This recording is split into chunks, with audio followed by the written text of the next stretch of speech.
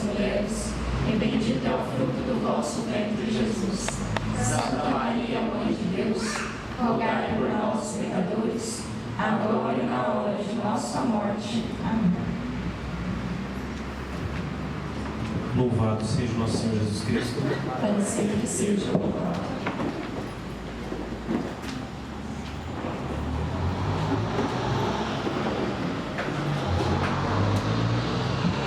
Hoje nós celebramos o dia de Nossa Senhora de Guadalupe. Então, mais uma vez, em homenagem a ela, eu que sou escravo de Nossa Senhora, escravo por amor, mais uma vez eu quero rezar uma Ave Maria junto com vocês, consagrando esta pregação a Nossa Senhora de Guadalupe. Ave Maria, cheia de graça, o Senhor é convosco. Bendita sois vós entre as mulheres, bendito é o fruto do vosso ventre, Jesus. Santa Maria, Mãe de Deus, rogai por nós, pecadores, Agora e na hora de nossa morte. Amém. Acertou a viola aí, não? Então tá bom. O grupo na quadra é sempre assim, uma festa de microfonias e cabos com ruído. Irmãos, quem trouxe a Bíblia, pegue comigo em Números, no capítulo 21, versículo 4 a 9. Números 21, 4 a 9. O tema da nossa pregação hoje é Olhe para a Cruz. Enquanto eu vinha de lá para cá, eu vim lembrando de uma música que fala Olhe para a Cruz, né? Dá um fundo aí para mim, dá uma maior aí. Naquela de surpresa, assim, que eu também vim. Me veio agora essa música.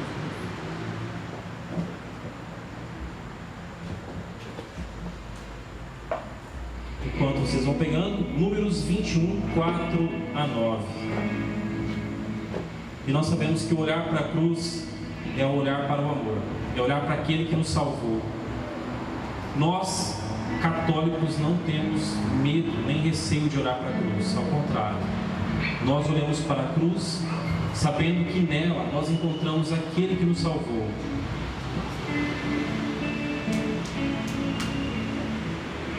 Tem uma música que fala bem assim: ninguém te ama como eu, ninguém te ama como eu. Olhe pra cruz, foi por ti, porque eu te amo. Ninguém te ama como eu, ninguém te ama como eu, ninguém te ama como eu. Olhe pra cruz, foi por ti, porque eu te amo. Essa é a minha grande prova. Ninguém te ama como eu. A palavra do Senhor nos é dita nessa noite dessa forma, em Números capítulo 21, versículo 4 em diante. Partiram para o Monte Or, em direção ao Mar Vermelho, para contornar a terra de Edom. Mas o povo perdeu a coragem no caminho e começou a murmurar contra Deus e contra Moisés, porque diziam eles: nos tirastes do Egito para morrermos no deserto, onde não há pão nem água. Estamos enjoados deste miserável alimento. Então o Senhor enviou contra o povo serpentes ardentes, que morderam e mataram muitos. O povo veio a Moisés, disse-lhe: pecamos, murmurando contra o Senhor e contra ti. Roga ao Senhor que afaste de nós essas serpentes. Moisés intercedeu pelo povo. E o Senhor disse a Moisés: faze para ti uma serpente ardente e mete-a sobre um poste. Todo o que for mordido olhando para ela será salvo. Moisés fez, pois, uma serpente de bronze e fixou-a sobre um poste.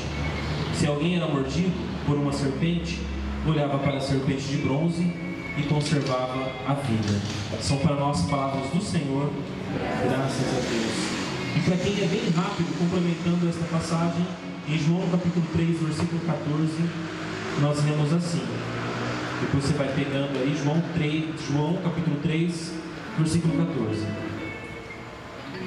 Como Moisés levantou a serpente no deserto, assim deve ser levantado o Filho do Homem, para que todo homem que nele crer tenha a vida eterna. São para nós palavras de salvação. Glória a vós, Senhor. Então dá uma salva de palmas para essa palavra.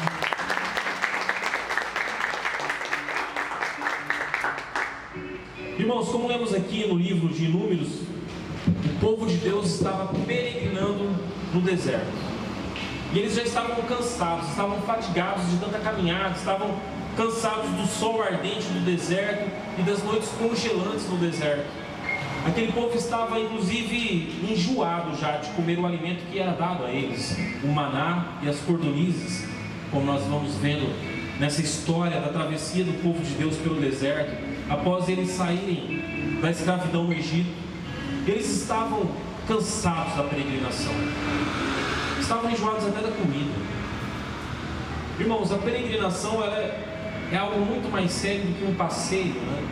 O objetivo de um passeio é a gente dar uma desestressada, ver novos ambientes, novas paisagens, dar um refresco aos olhos. A peregrinação ela tem sempre um objetivo muito maior. E nesse caso aqui, esse povo estava peregrinando com o objetivo de salvar as suas vidas, com o objetivo de ter a liberdade de adorar o seu Deus, com o objetivo de serem livres, porque até pouco tempo eles eram escravos no Egito, e em busca da terra prometida. Irmãos, a nossa vida aqui, agora trazendo para nós, nos dias de hoje, a nossa vida também é uma peregrinação. Nós também peregrinamos neste deserto que está à face da terra, muitas vezes desértico. Nós também peregrinamos nesse ano de 2020. Quantas dificuldades toda a humanidade passou nesse ano de 2020, é ou não é verdade? E nós também peregrinamos com o objetivo também de salvar as nossas vidas, pedindo a Deus todo santo dia para que nos livre desse vírus maldito que está por aí. Peregrinamos também, assim como o povo de Deus, em favor da nossa liberdade, já que muitas vezes, em muitos casos, nós temos visto que a liberdade do povo tem sido sim ameaçada, também no nosso Brasil. Quando a gente fala em lockdown, por exemplo, é um pouco do cerceamento da liberdade. Não estou falando se é justo ou injusto, mas estou falando que sim, há também um pouco de cerceamento da liberdade, né? Muitos falam, não, já que estou falando nessa época, né? A vacina tem que ser obrigatória. Não estou defendendo se tem que ser obrigatório não, tá, gente? Não vão confundir aqui. Não vão falar que eu estou fazendo política. Eu sei que tem gente que acaba falando, mas eu estou falando assim que há sim um certo cerceamento da liberdade. Se alguém te obrigar, está tirando um pouco da sua liberdade. É ou não é verdade? Então nós também peregrinamos com o objetivo de conquista da liberdade também. Da liberdade de adorar o nosso Deus, da liberdade de servir a Ele, a liberdade de ser cristãos, pois nós sabemos que em muitos lugares do planeta Terra, ser cristão é um crime, ser católico é crime. E não se engane, centenas, ou diria até muito mais do que centenas, milhares de cristãos são mortos todos os anos, não por terem roubado, por terem matado, mas pelo fato simplesmente de serem cristãos. E nós sabemos disso porque a igreja nos traz isso todos os anos. Ela traz números de cristãos que são mortos pelo fato de serem cristãos, pelo fato de serem católicos. A nossa vida é uma peregrinação. E aquele povo estava cansado e eles haviam pecado a Deus pela murmuração. Então Deus enviou a eles serpentes que os picassem e eles ficaram doentes. Quantas vezes nós também temos murmurado, temos pecado pela murmuração? Quantas vezes também nós, nesse ano mesmo, eu murmurei algumas vezes. Quantas vezes nós, quando as igrejas estavam fechadas, parece que estávamos atravessando um verdadeiro deserto, quando a gente não conseguia vir assistir uma missa presencialmente. Eu não sei se vocês tiveram esse sentimento, mas eu tive. Tenho certeza que muitos tiveram também, de estar um pouco num deserto, num limbo, em algo jamais vivido. É uma peregrinação e é uma luta. Temos sim, irmãos e irmãs, vivido dias difíceis, dias terríveis, mas é justamente nos momentos de deserto, é justamente nos momentos difíceis que nós conseguimos ver as graças de Deus e que nós conseguimos ver o poder de Deus sobre o seu povo. Aquele povo que caminhava junto com Moisés, naqueles dias difíceis, eles viram o poder de Deus quando Moisés falava com Deus. Aqueles homens, aquelas mulheres, eles viram o poder de Deus quando eles caminhavam no sol escaldante. E Deus mandava uma nuvem para que pudesse fazer sombra e eles conseguissem caminhar durante o dia. Aquele povo, ele viu a mão de Deus poderosa quando eles caminhavam à noite e Deus mandou ali para eles um fogo, colunas de fogo para iluminar os seus caminhos. Aquele povo viu o poder quando lhes foi dado as tábuas da lei. Eles viram a graça de Deus muito perto deles quando eles estavam passando fome e caiu o maná do céu, que é a prefiguração da Eucaristia que nós temos hoje. E aquele povo também viu o poder de Deus quando eles estavam doentes, picados pelas serpentes, e eles puderam olhar para aquela serpente de bronze erguida por Moisés, e ao olhar para aquela serpente, eles eram curados e eles tinham a vida. E essa serpente, irmãos, nada mais é do que a prefiguração do que o próprio Cristo crucificado. Como nós lemos em Isaías, Ele tomou sobre si as nossas dores e por suas chagas fomos curados. Como de São Paulo aos Coríntios, quando a gente fala de cruz, loucura para alguns, escândalo para outros, mas para nós, poder de Deus, para nós, a nossa salvação.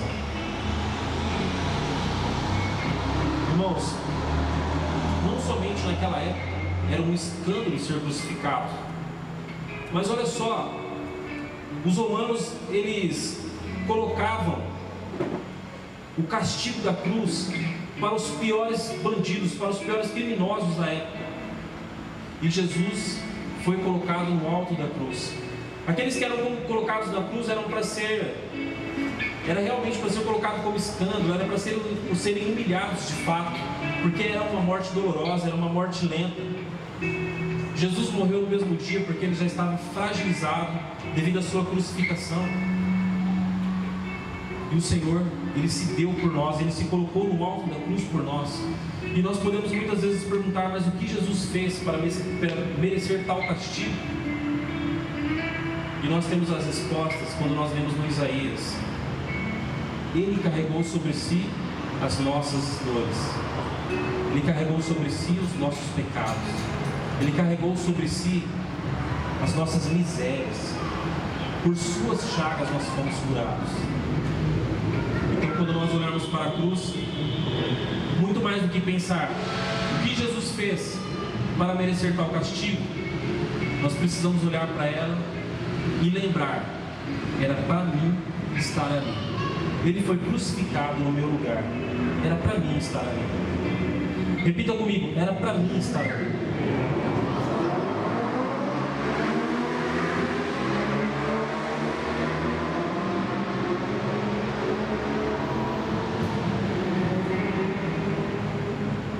Deus abençoe esses escapamentos barulhentos. Era para mim estar no lugar de Cristo. Ele levou sobre mim Ele levou sobre si as minhas dores. Ele levou sobre si os meus pecados. Os crimes em que eu deveria ter pago, Ele pagou no alto da cruz.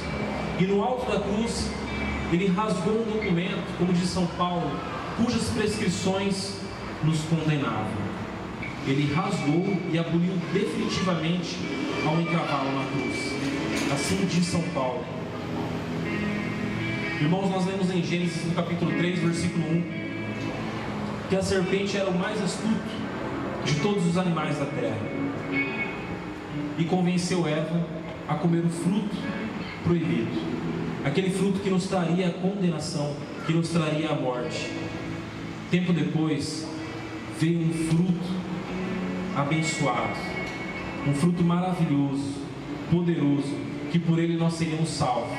E Isabel reconheceu esse fruto quando lá em Lucas, no capítulo 1, versículo 42, ela fala: bendita és tu entre as mulheres, e bendito é o fruto do teu ventre. Por ela recebemos o fruto maldito, e por Maria nós recebemos o bendito fruto que nos salvou no alto da cruz.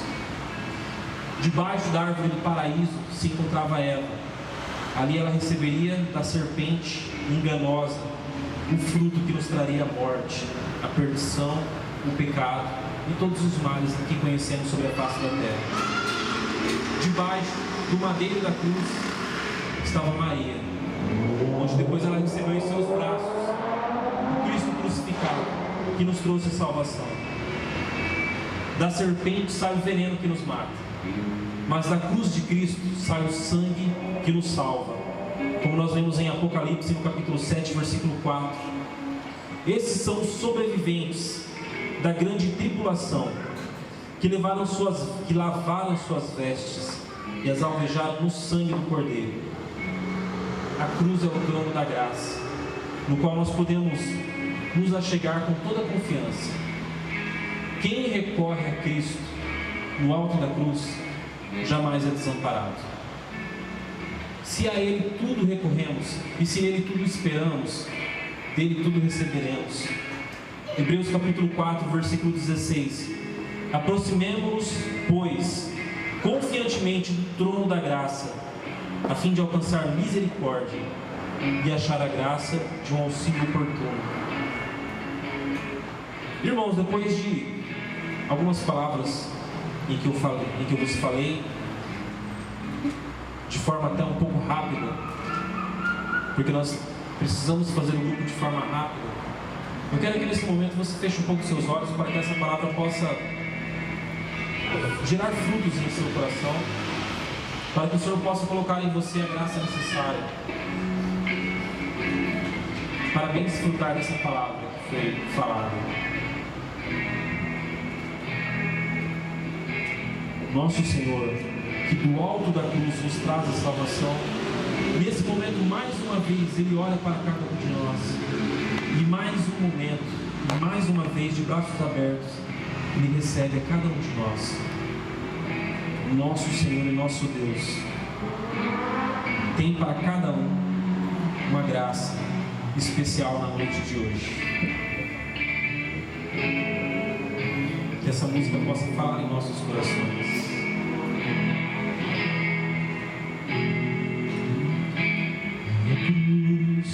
Onde Cristo sofreu toda a dor, é o caminho que mostra o amor e perdoa os pecados que eu fiz. Se abençoa eu encontro ali. E então eu percebo que as dores em mim, em verdade já estão lá.